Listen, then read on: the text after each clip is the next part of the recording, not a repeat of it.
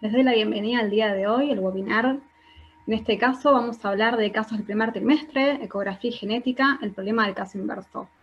El webinar de esta oportunidad lo vamos a dividir en dos partes. La primera parte va a ser el día de hoy y la segunda va a ser el sábado que viene, 5 de diciembre, en el mismo horario.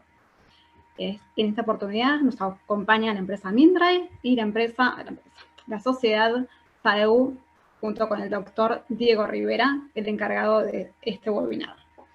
El doctor Diego Rivera es un médico especialista, universitario en genética médica, especialista en ecografía, diagnóstico genético prenatal y medicina fetal. Yo ahora le voy a dar el paso al doctor y a lo último hacemos preguntas como siempre. Que tengan un buen día. Diego, te doy el pase. Muy bien. ¿Cómo les va? Buen día. Gracias Minra y gracias Onocare por la invitación. Un poco para mostrar un poco de actividad en lo que es el diagnóstico prenatal y genética médica. El título lo puse a modo de conclusión final cuando veamos los distintos casos, la dinámica de la presentación. Vamos a hacer una pequeña mostración muy pequeña de cómo se hace un TN con los marcadores ecográficos y qué es lo que se tiene que ver en cada una de la ecografía de 11-14, viendo los marcadores y aparte todo lo que es el desarrollo morfológico. Y después una serie de casos en los cuales vamos a ir recabando específicamente cada una de estas estructuras y tal cual como se trabaja, desde el punto de vista de la historia clínica, desde el punto de vista de la ecografía en sí, y de los estudios complementarios que tiene hecho la paciente, o si hay algún seguimiento específico por alguna alteración de base de la paciente. Muy, muy importante en lo que es la conclusión, que uno siempre la tiene que tratar de hacer al costado de la camilla y no dentro de lo que se puede, ¿no? Lo más rápido posible y tratar de, con toda la tecnología, hoy estamos en el año 2020, en genética se puede hacer absolutamente todo, y a veces eso no es suficiente. Bueno, vamos a empezar con el pequeño repaso. Yo soy médico genetista, trabajo específicamente en diagnóstico prenatal. Rápidamente vamos a ir a ver cómo se hace una ecografía de 11-14. Medimos el CRL, en este caso 65/12. Yo trabajo con el programa de UK, de la FMF, pueden trabajar con cualquier programa, siempre y cuando tengan sus tablas corregidas y auditadas, para que haya una visión externa, para así no ser el único que uno tiene en las mediciones. Siempre es bueno estar auditado y controlado para saber dónde estamos parados en relación a eso, y que no sea solamente la consulta médica prenatal un evento de confianza.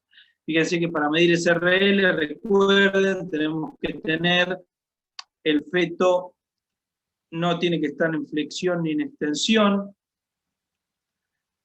lo vamos moviendo y viendo, y ya en este caso estamos viendo, es un caso normal de presentación para repasarlos, separar bien lo que es la membrana amniótica de lo que va a ser la medida de la translucencia. Una vez que tenemos la medida y podemos hacer el CRL, podemos hacer zoom desde la medida y con el CineLoop ayudarnos y poder obtener la imagen que uno quiere. Incluso si el feto hace una flexión, una extensión, los equipos Mindray de alta gama graban todo lo que es la mini secuencia cuando uno frisa. Entonces directamente, yendo con el trackball hacia atrás, podemos obtener la imagen específica y la foto ideal para tener la translucencia nucal. Fíjense, ahí tenemos una distancia entre el maxilar inferior y el tórax bastante buena, entonces no está en inflexión ni extensión, le podemos medir la translucencia, que nos dio normal. ¿Está? Viene en el corte transversal, viene en el corte, perdón, longitudinal, valorando y viendo todas las estructuras hipoecogénicas del cerebro para saber que estamos bien en el corte medial. Ven acá, para ver el hueso de la nariz, el transductor tiene que estar con la cara fetal a 45 grados, donde tenemos que ver las estructuras hipoecogénicas, tálamo, protuberancia, médula ósea, y acá que no haya la rama vertical, el cigomático del maxilar, porque ahí ya estaríamos viendo un falso positivo en relación a lo que es la posición del hueso de la nariz. Y ahí que no haya nada osificado, nada blanco entre el huesito de la nariz y el maxilar superior. Ese es el perfil para la foto que tiene que estar el huesito nasal como presente. Lo vemos al hueso propio y por encima la piel y más adelante la punta de la nariz en la parte de la piel. Siempre más hiperecogénico que la piel. Pasamos a la valoración del ductus venoso.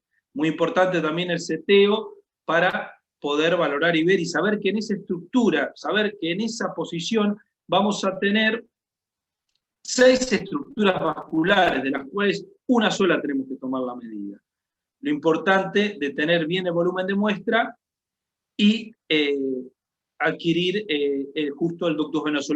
Lo más fácil para adquirirlo es desde la vena cuando entra, nosotros ponemos el color y va a englobar, disculpen que voy a ir atrás con el video un poquitito, va a englobar todo desde la entrada del cordón y acá donde entra la vena umbilical, y acá donde está el aliasing, el mayor color y demás, es donde va a estar el ductus venoso. Ya acá se empieza a dividir, entonces si nosotros vamos poniendo en distintos puntos nuestro volumen de muestra, acá va a haber un flujo venoso, inmediatamente por abajo cuando cambia el flujo venoso, ahí es donde está el ductus venoso. Entonces conviene empezar desde la parte de la vena umbilical cuando entra. Van a ver el flujo venoso, después bajan, y si el Doppler es bueno, como el Doppler de Mindra y demás, no le va a generar tanto calor al bebé para que se mueva y demás. El feto tiene que estar quiescente, y es mejor este corte longitudinal, pero hay veces que en gemelares o en embarazos más grandes que se mueve, es más fácil tomarlo en el corte transversal. Lo importante es esto, valorar el índice de pulsatilidad. Ahora no es que se pone solamente onda A reversa o no, o onda A en base, sino directamente el índice de pulsatilidad, lo cual lo pueden hacer de manera automática con el equipo o hacerlo manual. ¿Tá? Los índices de pulsatilidad normales van alrededor de 1, o menor a 1, 1,1, 1,2, depende de la edad gestacional. Vamos a las 4 cavidades a medir la válvula tricúspide. La válvula tricúspide es un marcador vascular, fíjense, ahí vemos la punta del corazón hacia el lado izquierdo y vimos la burbuja gástrica, normal. Ponemos el color. Hay una nueva metodología de screening, que ya después se las contaré en la segunda clase, para ver alteraciones morfológicas del corazón por la posición en 4 cámaras. Fíjese que ahí agrando el volumen de muestra a 2, y tengo que tener en el ángulo adecuado, menor de 30 grados, y obtener esa onda de flujo donde vamos a ver la sístole atrial, que es lo que se ve, ¿tá? Con la onda E y la onda A. Esta onda E y onda A, si hay algún cardiólogo, sabe que es de un paciente de tercera edad, que tiene el llenado, digamos, ventricular, está casi a cargo solamente de la contracción auricular, y no del llenado pasivo, que es la onda E. Fíjense acá, es lo mismo, ¿tá? El mayor llenado ventricular está a cargo de la contracción auricular. Lo que tenemos que ver, es una salvedad, un dato curioso, que entre medio de estos latidos no haya ningún soplido. ¿Por qué digo que es bastante reproducible? ¿Por qué? Porque si hay un latido que sobrepasa los 60 centímetros por segundo, siempre y cuando estemos a 30 grados, o incluso que cambie el ángulo, no importa. Si hay algo que sobrepasa los 60 centímetros por segundo, no puede ser ni la aorta, no puede ser ni la arteria pulmonar, nada. Tiene que ser sí o sí una regurgitación tricuspida, y obtenerla en todos. Y no existen las regurgitaciones tricuspidas intermedias. O hay o no hay. Por lo general hay que reproducirla 3 veces para estar seguro. Y acuérdense que mientras más cercano en semana 11 estamos, el 50% de los fetos en semana 11, 10-6, el 50% de los fetos tiene regurgitación tricuspidia fisiológica.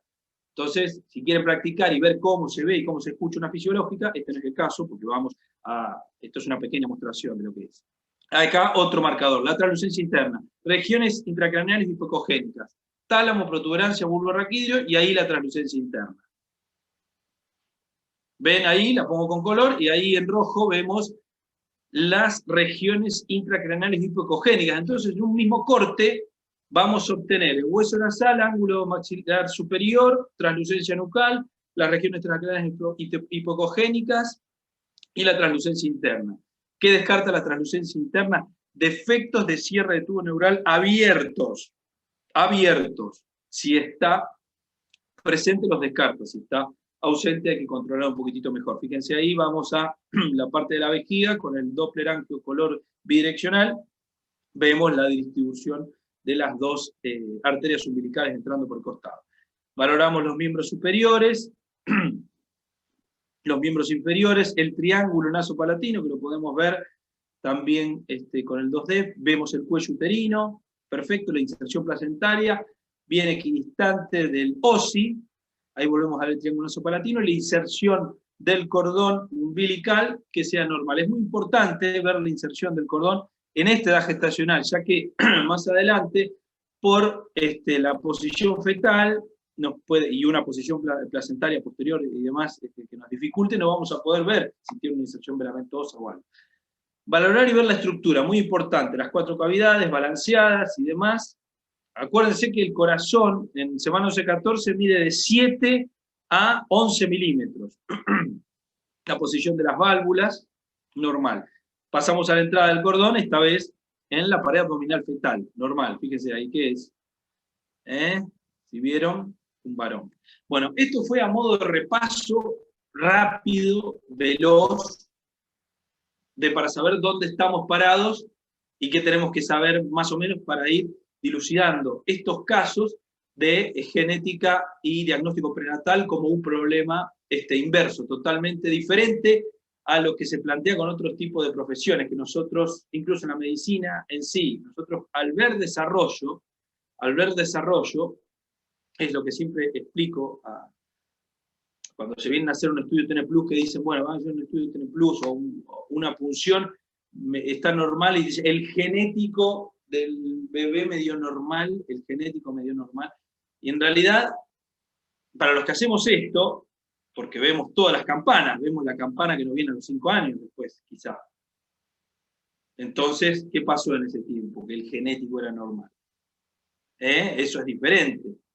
¿Se entiende? Entonces, cuando uno plantea, yo siempre les explico, sin tratar de volver loco a la gente, no vamos a hacer todos los estudios, siempre se perfila el estudio en relación a los diagnósticos, o si hay alguna medicación, o si hay alguna alteración genética, o si hay alguna malformación sobre algún hijo anterior, un sobrino y demás.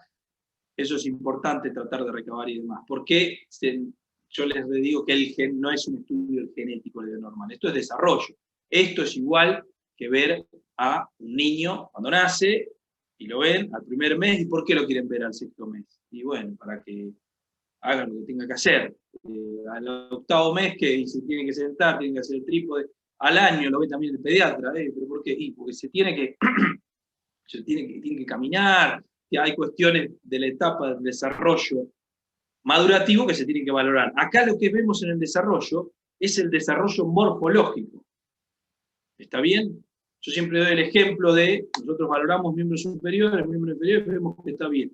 Y en semana 20 vemos una ausencia o una hipoplasia, hipotrofia de algún miembro. ¿Y qué pasó? Y si la madre le dieron un tratamiento o tiene algún antecedente de algo que le pasó y tomó algo que no debería tomar, y bueno, va a haber un defecto de reducción. ¿Y por qué no se vio antes? Porque la NOPSA fue la mitad. Eso es lo que yo quiero explicar siempre con lo que es el desarrollo. No los aburro más.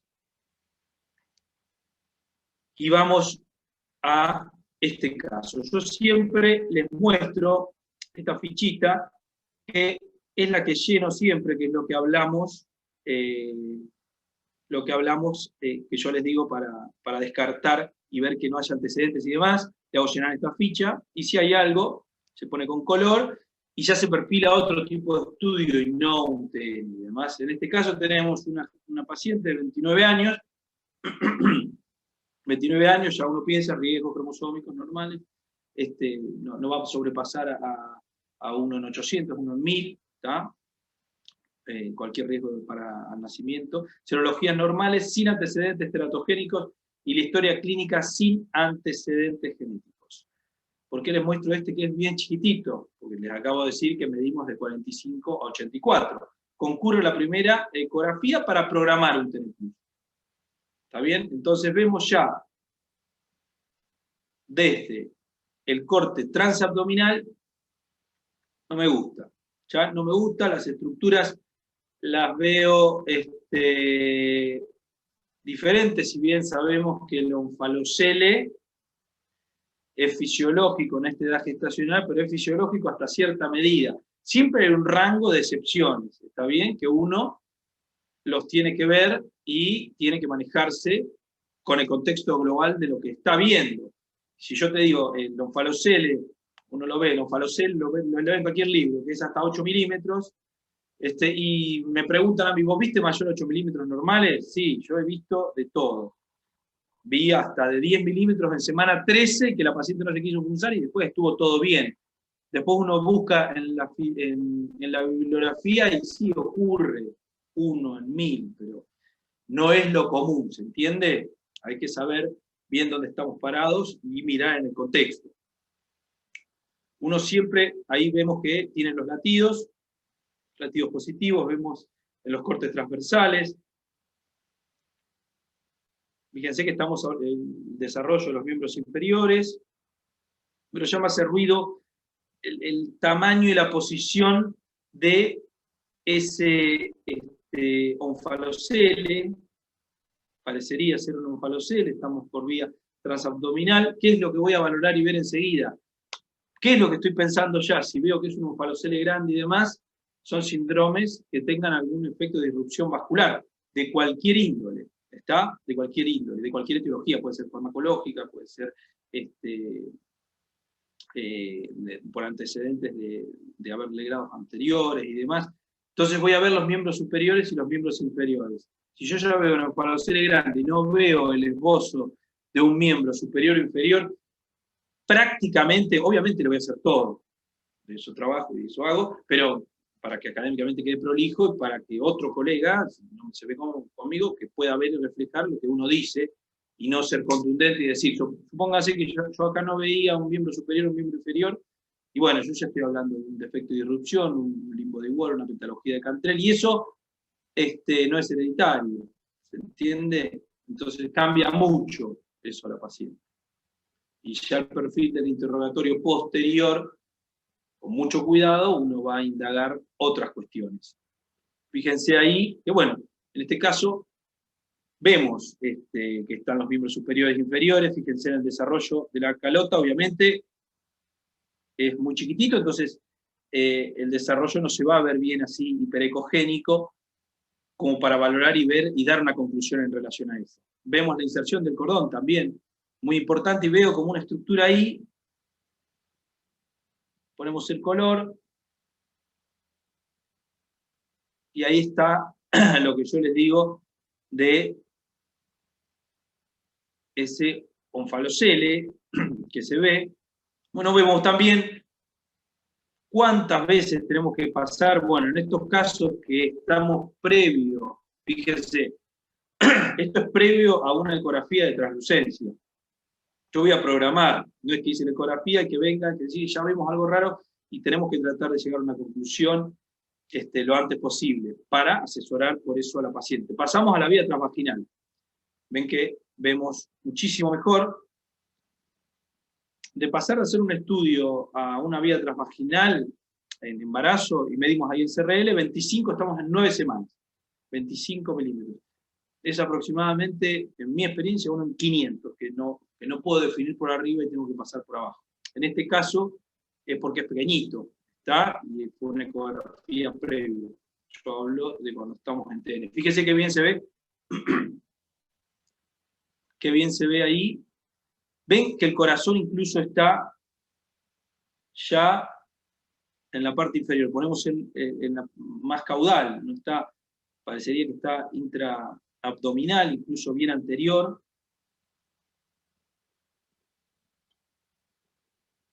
Y fíjense el tamaño de esto. Estamos en 10.3. Y son 2 milímetros. 2 milímetros en un primer trimestre es muchísimo. 1 centímetro.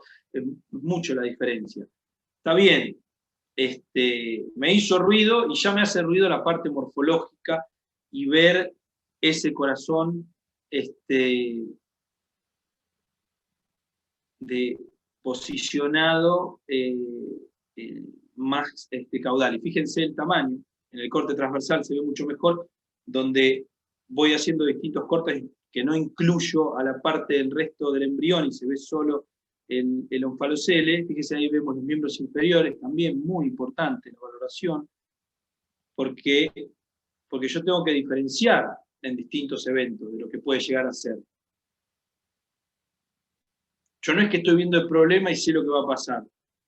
Acá vamos al revés, estamos viendo el fenotipo de algo para lo cual tenemos que ver y desarrollar y ver dónde estuvo la alteración en el desarrollo, para así perfilar y ver específicamente cada uno de los estudios que se le va a ir solicitando.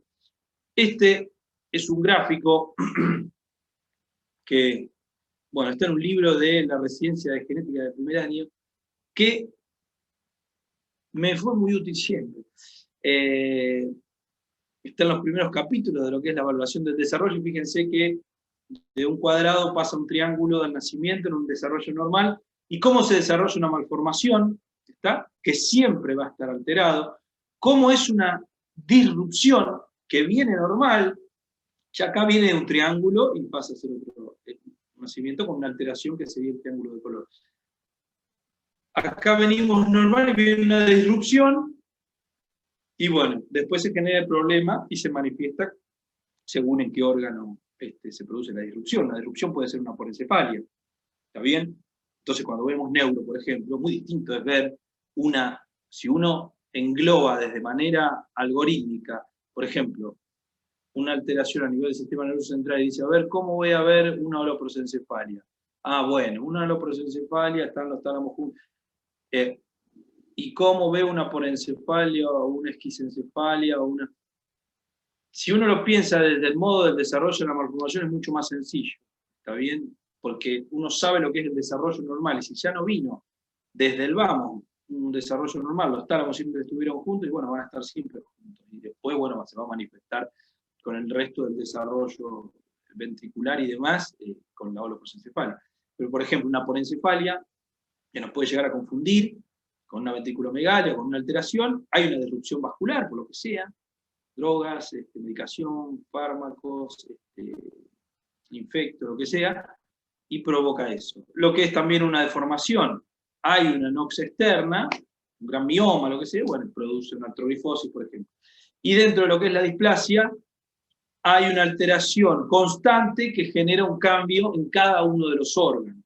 Entonces, va a haber una alteración por cada uno de los trimestres que vamos viendo, y va a ser en distintos órganos, siempre va a haber distintas alteraciones e ir empeorando, por ejemplo, una displasia tanatofórica, que empieza todo alterado a nivel de los huesos. Y después, como no crecen los huesos largos, bueno, tampoco van a crecer el tórax y va a haber una hipoplasia pulmonar, y esa va a ser la causa del deceso neonatal.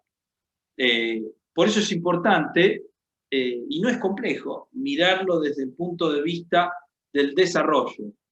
Una vez que ya tenemos cómo son las malformaciones y demás, mirarlo desde el punto de vista del desarrollo ayuda muchísimo, incluso para ir pidiendo el resto de los estudios y ayudar a esa familia de modo reproductivo y asesorarlo con el embarazo en curso. Volvemos a medir acá el CRL, 25 milímetros. Valoramos si vemos bien. Todas las estructuras tienen movimiento, fíjense. Ahí vemos el movimiento de los miembros superiores. Si bien los habíamos visto por arriba, ahora ver bien siempre simetría, en estos casos tiene que ser simétrico, si ya vemos que viene uno más pequeño, y bueno, quizá es un desarrollo temprano de un limbo de igual, y que después, en semana 20, va a haber un bracito mucho más pequeñito y demás. Entonces es importante siempre valorar y ver la simetría. Fíjense ahí que estamos señalando el corazón, como incluso parece que protruye. Ahí vemos la burbuja gástrica, ese negro que está ahí, que está casi a la misma altura. Entonces, ¿cómo asesoramos? ¿Esperamos para hacer un TN? No. Ya asesoramos para biopsia, pronóstico de importancia del diagnóstico etiológico, y ya pedimos un dosaje de fribeta y papa, y citamos en 5 días. ¿Por qué? Porque en semana 9-10 nosotros podemos, en semana 10, 9-10 podemos medir la fribeta, va a tener incluso más sensibilidad en los TN+, pero es bastante engorroso la paciente hacer venir 2 veces para hacer un TN. Por eso en los casos que vienen casualmente antes, bueno, aprovechamos y le sacamos sangre y lo citamos en 5 días, pero ya para valorar y ver específicamente lo que es el diagnóstico. Ahí estamos. Ocurrió en 5 días. Vemos ya mucho más evidente. ¿Cuánto creció en 5 días? Y bueno, tiene que haber crecido casi 1 centímetro, ¿no? Petito crece 1 centímetro por semana. Ponemos a ver otra vez el color para ver eso del corazón, que la estructura está un poquito más caudal, que fue lo primero que nos hizo ruido, tanto con el tamaño de ese onfalocele. Ahí vemos a nivel cefálico, tratando de dilucidar. Obviamente en esta edad gestacional no se puede diagnosticar ausencia o en relaciones a lo que es la calota. Vemos la vesícula prosencefálica y mesencefálica parecerían normales. Ya en esta edad gestacional, fíjense que cuando citamos así y vemos que no crece 1 centímetro, pero que no crece realmente 1 centímetro, está bien medido ese SRL y bien medido después, ya ahí prácticamente tenemos un diagnóstico. Prácticamente tenemos un diagnóstico severo, de retardo de crecimiento, genético, causas. Vas a cualquier libro, lo que sea, te van a decir triploidía y alteraciones de trisomía del síndrome de Edwards. Ya con el CRL nomás. Por eso es importante la valoración del desarrollo, de todo. Fíjense ahí, obviamente conociendo los normales. La vesícula vitelina no tiene grandes cambios. ¿Acá voy a medir translucencia? No, no voy a medir translucencia. Fíjense, previo a todo esto. No estamos viendo los marcadores que les mostré, estamos viendo previo con el desarrollo. Ahí volvemos a medir ese tamaño del onfalocele y está por encima de los 10 milímetros. Obviamente esto requiere más que nada entrenamiento visual y tener vistos muchos normales para que le llamen la atención, pero esto es francamente patológico y llama muchísimo la atención. Por eso estamos mostrándolo y demás. Fíjense en el corte transversal, acá se ve las costillitas, como ya a partir de ahí ya se ve el onfalocele casi del mismo tamaño de la circunferencia torácica y abdominal, porque es tan grande que sube, entonces es por eso que se ve en el mismo corte, estamos en un embrioncito de antes de semana 11. Y vemos ya que el tamaño nos da aumentado. Los movimientos siguen normales, se ve todo perfecto, en relación a lo que es el desarrollo de los miembros. Volvemos a chequear bilateral de los miembros superiores, inferiores, buscamos alguna brida, alguna banda, algo que nos pueda explicar que quizás fue un evento disruptivo y que provoca el onfalocele, sí, ¿por qué no? ¿Está bien? Y no afectó a los miembros, Los eventos disruptivos generados por bridas o bandas amnióticas siempre tiene que ser muy evidente para tener un diagnóstico de certeza en la parte prenatal. Pero si uno ve al efecto de alteraciones a nivel de abdomen, por ejemplo, este efecto tiene también que pensar. ¿No sería más una gastroquisis? ¿No sería más otro tipo de alteración? Sí, pero también puede ser que simule un onfalocele, porque si fuera un efecto de brida, sería el nombre propio por el desarrollo, no sería un faloceles, sino sería una eventración gigante. Ahí volvemos al cuadrito. Volvemos al cuadrito. Se pueden parecer las malformaciones, pero no es lo mismo una eventración por una brida, una disrupción vascular en la parte abdominal, a un ónfalocele que ya se iba a formar así. Ya desde el primer momento se iba formando. Una eventración, hasta que no llega la brida, no hay una alteración. Y hubiera sido todo normal. ¿Ah? Entonces, dentro de lo que son esas causas, hay que ir valorando y viendo todo. Bueno, ahí creció 5 milímetros, estamos de 9 semanas, 6, 10 semanas.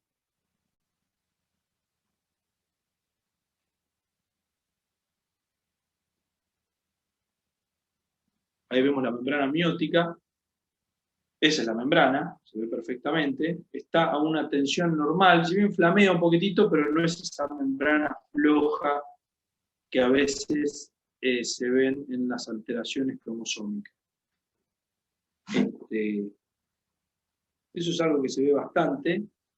Uno que hace funciones y demás, y que tenés que ver función de caducas y demás en semana 16, mira mucho la membrana, mira mucho cuándo contacta, cuándo no, en distintos tipos de embarazo, y cuando uno está esperando para un líquido que haga en semana 16, no fusionó y está así, y bueno, y tiene una translucencia, un ducto, y lo más probable es que estemos enfrente de alguna alteración cromosómica.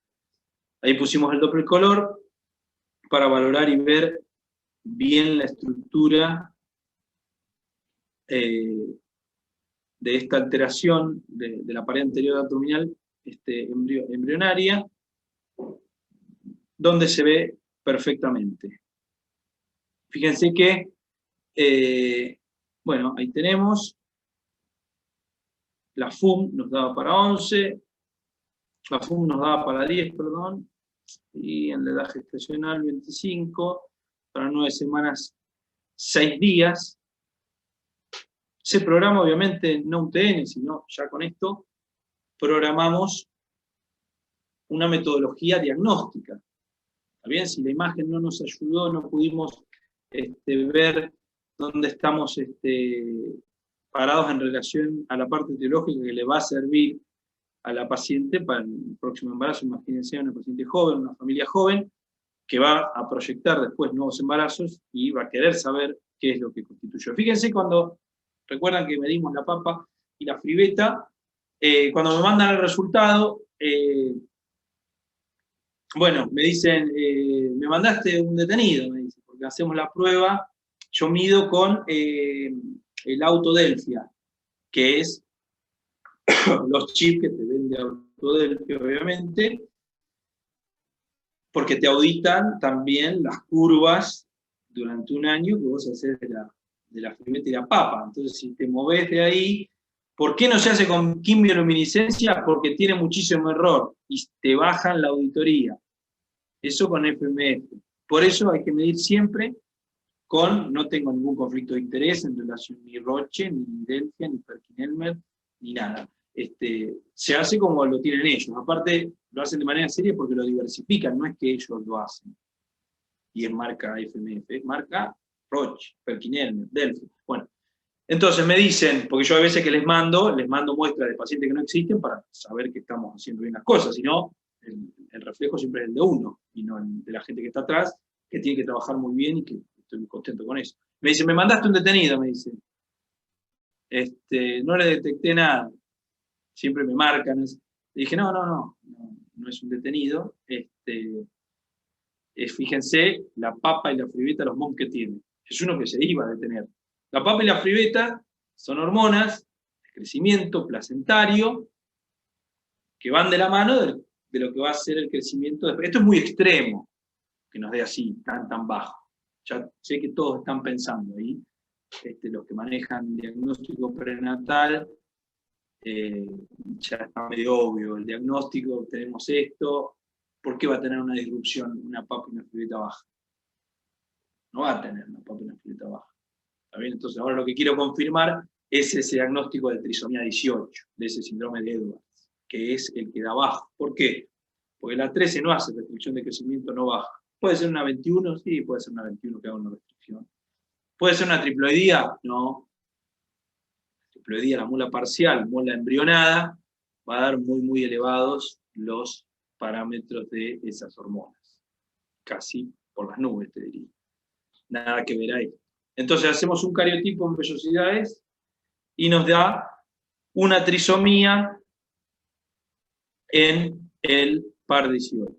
Síndrome de Edwards. Confirmado el diagnóstico, confirmado el asesoramiento, se le pide un cariotipo de pareja a los padres, pero ya sospechamos de que va a estar todo bien, porque la trisomía 18, menos del 0,5% viene de la mano de alguna alteración estructural cromosómica en los padres. Entonces, pese a ser una pesadilla esto para la familia y para los padres y demás, el resultado final es bastante bueno. Bastante bueno. O sea, el asesoramiento es de tranquilidad. ¿Por qué? Porque la posibilidad de que vuelva a pasar es muy, muy baja. ¿Cuál es la posibilidad? Un riesgo empírico. Los libros de genética eso no lo cambiaron. En algún momento ya va a tener que cambiar y estudiarse todo de nuevo, porque hay nuevas metodologías, los eventos epigenéticos suceden y todo es diferente, pero bueno, siempre se da el riesgo empírico con cariotipos normales de ambos padres, que lo más probable es que venga así, que es un riesgo del 1%. Entonces, si el riesgo es del 1%, directamente lo que vamos a hacer es, en el próximo embarazo, aparte de verlo temprano y demás, es hacer una punción. Fíjense acá, cómo no es que yo les mostré cómo se manifiesta una trisomía 18 en el primer trimestre. No, porque yo no sabía que era una trisomía 18. Después, valorando y viendo, se ve todo ese tipo de alteraciones. Por eso, en la parte de lo que es el proceso diagnóstico, nos tiene que venir absolutamente todos los diagnósticos diferenciales, dentro, no todos, el síndrome de Edwards, el síndrome de Pato, que el Criduchat, que será una de lesión 22Q, que será una... No, pensarlo, porque si no, es imposible. En los síndromes de microdeleción hay 30.000. Y no digo 30.000 por decir 30.000, hay incluso más de 30.000. ¿Por qué? Incluso en esta época, año 2020, imagínense, yo tengo diagnósticos de pacientes de 15, 16 años que vinieron al nacimiento no prenatal con alguna anomalía del desarrollo derivada por el pediatra y demás, que los vi en otros nosocomios y demás cuando eran bebés, y me vuelven a venir a ver, y me dice algo nuevo para hacer, sí, salió este estudio, y con ese estudio tuvimos diagnóstico, 15 años después. ¿Pero por qué? Porque no estaba ese estudio antes. Entonces, todos los diagnósticos genéticos están volviendo a foja cero para mí. Por ejemplo, cualquier diagnóstico de microdeleción no es el diagnóstico que uno ve o describe o lo puede leer en el libro, o por ejemplo una lesión 22. Y una lesión 22, y sí, si tiene transposición, sí, no siempre tiene transposición. Quizá hay alteraciones en relación a eso, porque es un síndrome de lesión de genes continuos. Entonces, el pedacito, permítanme hablar así de manera científica, el pedacito que falta, que es la lesión, puede ser más pequeño. Entonces, no tener el cuadro completo. Imagínense que para un síndrome de microlesión, de 500 kb a 10 mega, eso es el síndrome. Pero hay veces que ni siquiera lo piensa uno y estamos adelante de ese tipo de alteración. Entonces,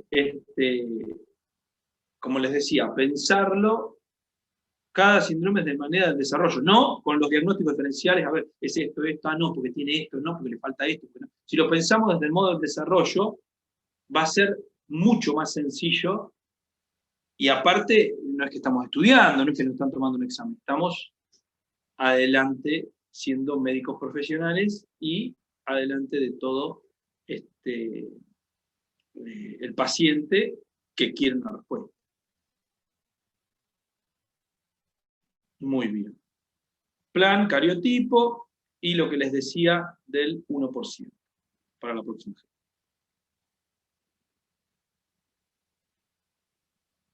Muy bien. Bueno, pasamos a otro. Caso prenatal del primer trimestre. Me parece que es el último que vamos a hacer. Vamos a dejar los otros para... Bueno, como ven, yo utilizo este programa lleno. Tampoco tengo conflicto de interés, lo que me da es tranquilidad y de un autocontrol bastante importante. Fíjense que ahí vemos, vamos a hacer, ya esto es feto, ya entrada de la semana 11-14, y vemos desde el movimiento de la cabeza a la cola, está un poco en flexión, lo vemos de frente, tenemos que ir tratando de ver desde los costados para valorar y ver cada una de las estructuras. Fíjense ahí que ya me hizo ruido algo de los miembros superiores por la posición. Estamos en semana 13-14, los movimientos son diferentes. Segmentar, fíjense ahí ya estamos viendo una alteración, fíjense, a nivel mesomélico, rizomélico, mesomélico, acto, mesomélico, de miembros superiores, porque veo bien la parte rizo, de raíz, la parte del húmero. Y lo veo de un lado y lo veo del otro. Fíjense la desviación cubital que tiene esa mano. Y la falta de, tiene una oligosindactilia, parecería ser. ¿Está bien? Yo trato de demostrarles, obviamente, ya vamos a ver de qué se trata, o no. Vamos con los distintos marcadores. Ya vimos esa alteración. Entonces ya en el desarrollo, en el pensamiento de uno, uno tiene que, bueno, completar obviamente los distintos marcadores para poner el programa y a ver si el programa nos ayuda. Fíjense ahí lo que les decía del ductus venoso, lo tomé en transversa, porque está más grande, pero ahí se ve bien perfecto un índice de pulsatividad y la válvula tricúspide de este lado, sin regurgitación, y 140 latidos. Fíjense que es fácil, porque uno pone ese volumen de muestra, y si lo pone encima de las 4 cámaras y estamos en el ángulo, no puede haber otra estructura que sople más que una válvula que esté regurgitando, porque la aorta, la aorta fetal no sobrepasa los 60 y la pulmonar tampoco. Ahí vimos los miembros inferiores y los pies. Vemos el miembro inferior y ¿qué vamos a hacer? Y sí, aparte de los marcadores voy a medir todo. ¿Por qué? Y porque tengo que ver desarrollo. Entonces, para la valoración de miembros superiores e inferiores, uno no va a medir todo en una ecografía de primer trimestre, salvo que tengamos la sospecha de, o puede ser también una alteración cardiológica, puede ser cualquier cosa, para ver después que no estemos adelante de una displasia esquelética, porque dentro de los diagnósticos diferenciales que uno empieza a pensar, por eso empiezo a medir todo, no será una displasia, y dentro de las displasias, del mundo de las displasias también, son muchas. Uno tiene que hacer dónde estamos parados, primer trimestre. ¿Será una displasia? Bueno, tengo que medirle todos los huesitos. Y dentro de las displasias, ¿qué debe importar a la pareja? Le va a importar si es las displasias que nosotros tenemos catalogadas como displasias esqueléticas letales, o si es una displasia que no es letal. ¿Y cómo lo vamos a saber a eso? ¿Por el diagnóstico etiológico? No. Por el desarrollo. Dentro de lo que es el diagnóstico etiológico, hay displasias que son letales y otras que no son letales. Pero todas tienen un común denominador, casi todas. Si no, no sería medicina, sino casi todas. En el desarrollo pulmonar. Fíjese, ahí estamos los pies, entonces hay que medir la circunferencia torácica y percentilarla. ¿Dónde está la tabla de Merz? Y buscan en Google tablas de percentilo, está todo medido. Ahí vemos también el DBP, también muy importante. Fíjense que ahí ya veo algo en el CAUM que no lo veo bien, no del todo bien se ve.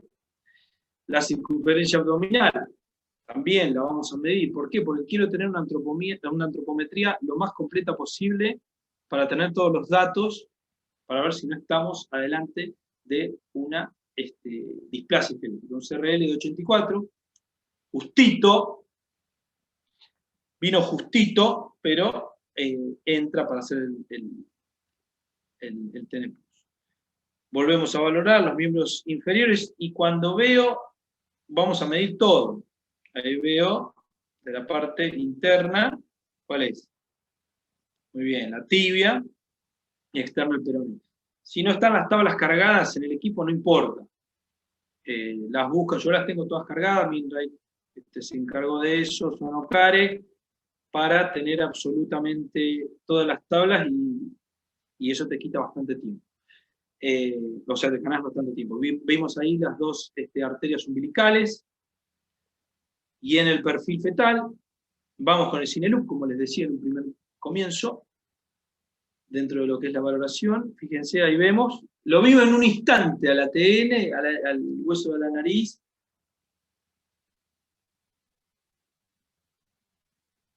Entonces voy con el trackball hacia atrás,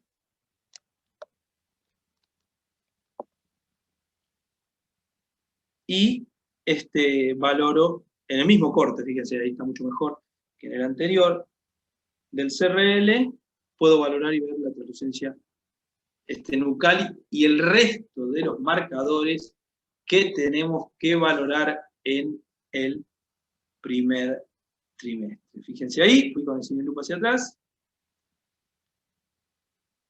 Muy exquisito, estamos para mostrar, obviamente, la translucencia nucal y el resto de los marcadores.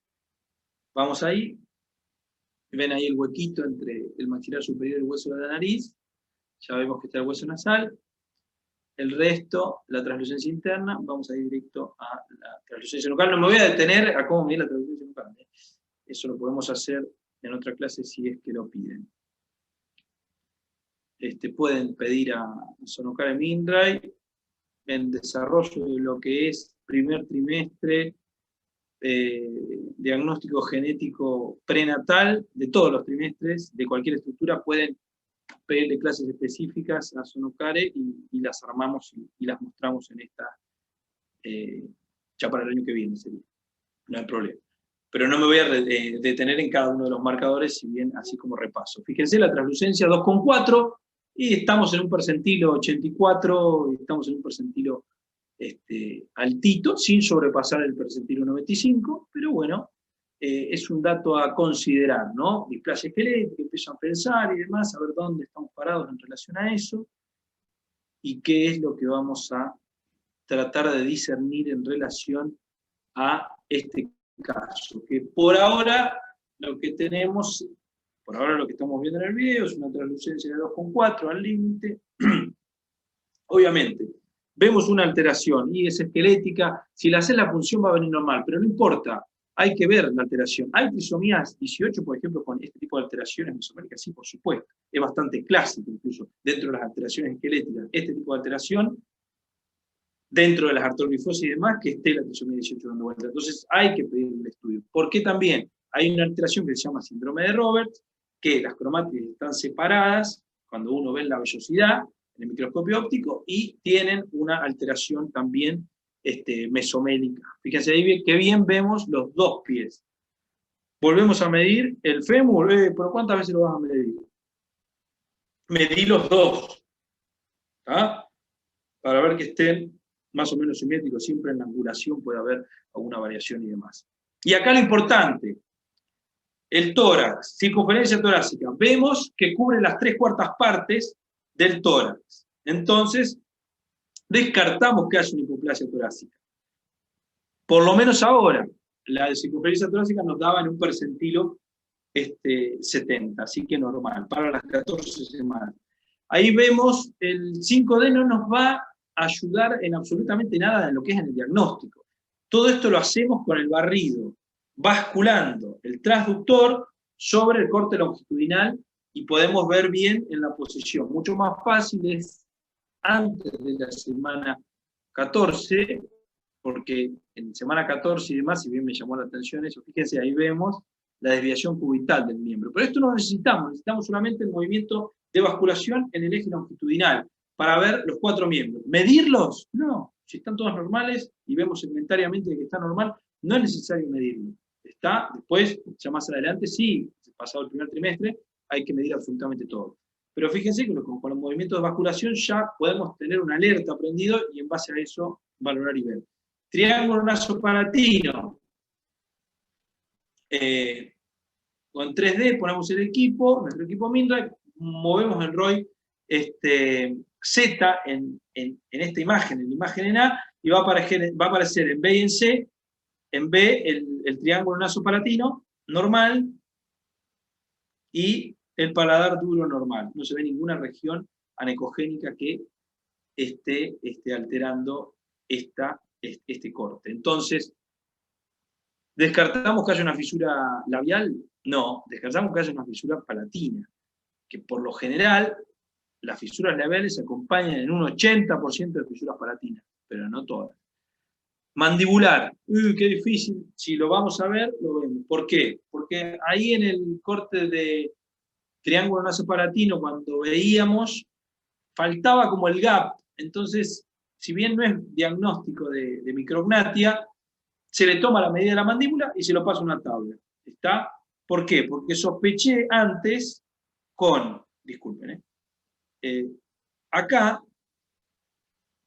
sospeché que con el triángulo nasopalatino lo que se ve es eso que les dije yo. El paladar, y acá, en el maxilar, en el mandibular, tiene que haber como una pequeña región anecogénica o hipocogénica, que es las dos ramas que están separadas. Cuando no están separadas, los libros te describen micrognatio o retrognatio. Eso también es otro evento totalmente diferente del evento etiológico que puede tener un Pierre-Robin. Pero lo que voy es que no me quedo solo con eso, sino voy a medir la rama mandibular para saber y sumar otra alteración que nos esté dando alerta en relación al diagnóstico etiológico. Lo medimos y bueno, la mandíbula estaba normal. Si bien el triángulo estaba sin el gap, la mandíbula estaba normal. Entonces, necesitamos el 5D necesitamos el 5D quizá para asesorar y que los padres entiendan, lo cual no es poco porque uno cuando tiene que explicar una malformación, entra el imaginativo de la gente. Entonces, si uno ve en la imagen, ahí se vio claramente el 5D, la desviación cubital. ¿Por qué tenía una desviación cubital? Porque no, ahora vamos a pasar a ver, fíjense que en el antebrazo, en la alteración mesomélica, no le veíamos bien el radio y el cúbito. Valoramos y vemos las 4 cavidades, ahí volví atrás un segundito, perdón la pequeña desprolijidad. Para medir esto, ¿por qué mido la escápula? La escápula la mido para descartar alteraciones que son displasias incompatibles con la vida, pero que no siempre se manifiestan con alteraciones en el tórax, como es la displasia campomélica, que la alteración es cartilaginosa. El cartílago no se ve por ecografía, se ve igual que el agua. Entonces, sí se manifiesta con la hipoplasia o aplasia de la escápula. Entonces, al tener escápula, yo ya la campomélica prácticamente que la descarto. Obviamente que, como le voy a hacer punción, también por una alteración en la reversión sexual de esa displasia puedo sacar el diagnóstico etiológico.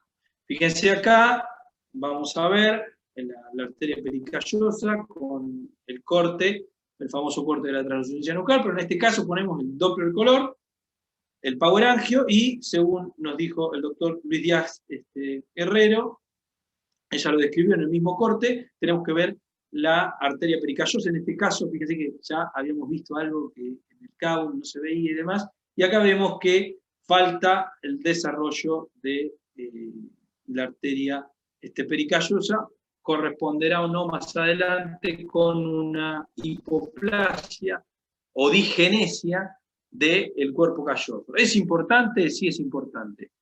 Puede ser una variación normal. Sepan que, yo siempre diciendo, incluso con el que lo describió y demás. Yo estuve cuando escribió el paper y demás, y apenas lo vi cuando lo describió, porque viste, siempre cuando se describe algo no te lo dicen antes para que no. Bueno, pongan paper original.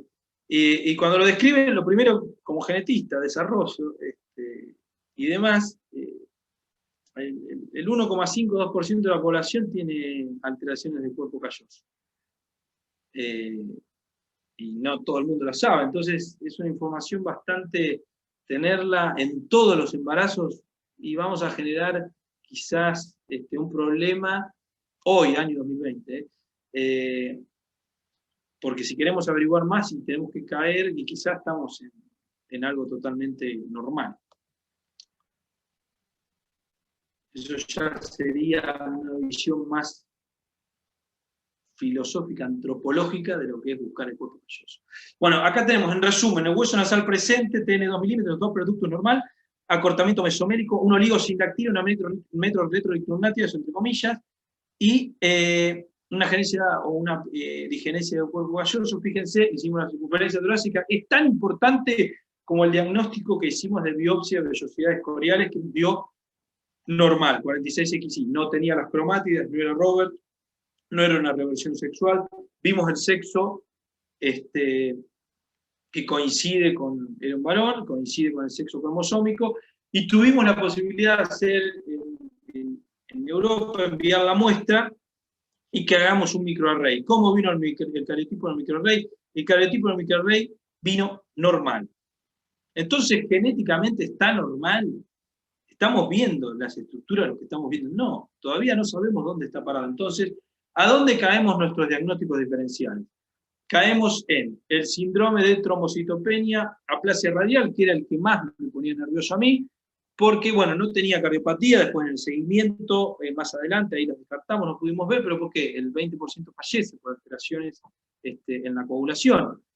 Y eso no lo podemos descartar, no tenían antecedentes, nada, es una alteración autosómica recesiva, o sea, que tenemos un 25% de posibilidades de que vuelva a suceder en el próximo embarazo, y una alteración de Holt-Oram.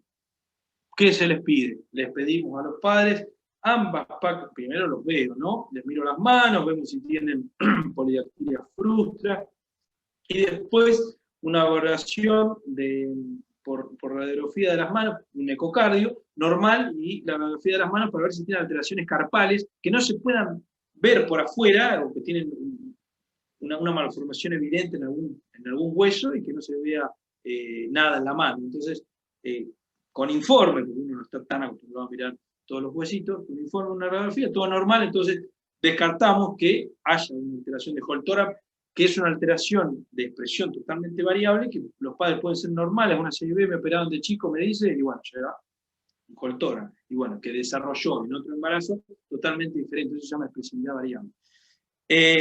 Un bacterel, demasiado simétrico para ser bacterel. Un Cornelia de Lange, tenemos un microarray normal, que los Cornelia de Lange son como las trisomía 18 sin ser trisomía 18, y no tienen tanto retardo madurativo, o sea, viven.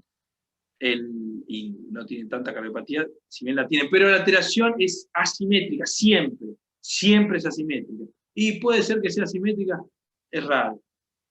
Es raro. Aparte teníamos un microarray normal, hay veces que es génico, pero muchas veces el Cornelia lo vemos incluso en la biopsia, con un 3 más largo, que así fue descrito en la etapa de los 80, cuando hacían cariotipos y querían relacionar todo con los cromosomas, se veía un 3Q+. Se ve que hay un 3Q+, pero no es siempre la causa de ese tipo de alteración. Entonces, descartado. Englobamos lo que eran las anomalías radiales, entonces me quedaba el TAR, al nacimiento que había que hacer, y primero que nada alertar al anatólogo y demás, y ver un hemograma con recuento plaquetario para ver que no haya ningún tipo de este tipo de alteraciones. Fíjense, estamos valorando y viendo. ¿Pudimos estudiarlo? Sí que pudimos estudiarlo, absolutamente todo. ¿Valoramos el desarrollo? Sí que lo valoramos al desarrollo. Fuimos a los diagnósticos diferenciales, y por cada una de las estructuras que fueron apareciendo fuimos tratando de ir descartando para asesorar a la familia en relación al resto del seguimiento. Y bueno, nació pretérmino, una madre 8-9, talla 44 bien, perímetro cefálico bien, ahí tenemos bien que se confirman todas las alteraciones a nivel de los miembros superiores que habíamos sospechado, en la cara normal, ahí le protegemos la carita, y nos quedaba el síndrome de Robinot, también que no se los puse antes para que no lo googleen y demás, que era lo que más, que es el fetal face, y que después, mientras más grande es, menos fetal face tiene, y por lo general no tiene tanta alteración madurativa. ¿Qué es lo que está pendiente? Y pendiente el resultado. ¿Con qué? Con estos dos síndromes, que en realidad el que siempre habíamos pensado, incluso en un primer trimestre, en las interconsultas que tuvo y demás, online, con otros expertos y demás, era también el Robinot. Cuando nació ya se metió la gente de displasia esquelética, la gente de Oxford, que fue la que tiene el programa, la que tiene más experiencia y la que cataloga las displasias esqueléticas. De los cuales, en la consulta completa y demás, la gente de Oxford me insiste con el síndrome de Miller, que es un síndrome acrofacial, y de facial acá no tiene nada, salvo un poquitito de hipertenorismo que me coincide más con el síndrome de Robinot. ¿Qué es lo que está pendiente? Está pendiente todavía el exoma para tener un diagnóstico etiológico de certeza. Lo que quería recabar era, en relación a esto, que fíjense que la punta del ovillo, en donde quisimos tomar el diagnóstico y donde se disparó absolutamente todo, es cuando uno bascula y está buscando la translucencia, fíjense, ahí está, y ese es el modo de screening de cualquier anomalía de miembros en primer trimestre. Más adelante es la medición. Bueno, muchas gracias por su atención. Alejandra. Acá estoy. Muchas gracias por toda la presentación. Abrimos las preguntas para los que tienen alguna consulta, alguna duda. Acá recibiste algunos mensajes agradeciendo la charla, diciendo que sos muy claro y que es un placer escucharte. Vamos a esperar un poquito. Debe ser mi hermana y mi mamá. Acá me dejó un mensaje de la doctora Irrazábal, no sé si es la doctora del caso. Sí. Dice que ese paciente sufrió una punción por todo lo que describe, y que el CUI es el primer diagnóstico que pensó. Sí. Esa fue la doctora Irrazábal. Muy bien. Muchas gracias, doctora. Sí. En realidad el diagnóstico siempre cuando se consultó y demás, y una vez que teníamos el microarray y teníamos todo normal, ya medio que cerraba para Robinot, más que nada. Después cuando vimos todo, también cerraba más para Robinot. Todavía estamos a la espera de la realización del exoma para confirmar. Incluso no todos los Robinot se manifiestan con el exoma, pero bueno, la evolución lo va a dar. Lo importante no solo en particular de este caso, sino el anterior, de los que vimos, es siempre tomar, no desde el punto de vista de la malformación en sí, sino del origen de la malformación, a grandes rasgos, para luego ir englobando y viendo específicamente qué estudios pedir y para qué nos va a ayudar. Fíjense acá, yo más que nada, lo importante era la circunferencia torácica, más que nada. Más que el resultado de lo que me puede dar un microarray, más que el resultado. En un primer momento es la circunferencia torácica, el seguimiento de la circunferencia torácica. Esto es lo más importante. ¿Por qué? Te va a dar una evolución y hasta te va a orientar todo el tipo de diagnóstico. Pero más que nada, la evolución y el pronóstico. Perfecto, muy claro todo. Te llegan agradecimientos nada más, sé que fuiste tan claro que no hay ninguna consulta. Bueno. Así que si querés, vamos por cerrar el webinar del día de hoy, nos esperamos el próximo sábado, y el lunes, martes ya lo tenemos subido a la web por si lo quieren volver a ver. Bárbaro. Así que les agradecemos a todos su presencia un sábado a la mañana, y nos estamos viendo la semana que viene. Que tengas un buen día, Diego. Hasta luego. Chau, gracias, Alejandro.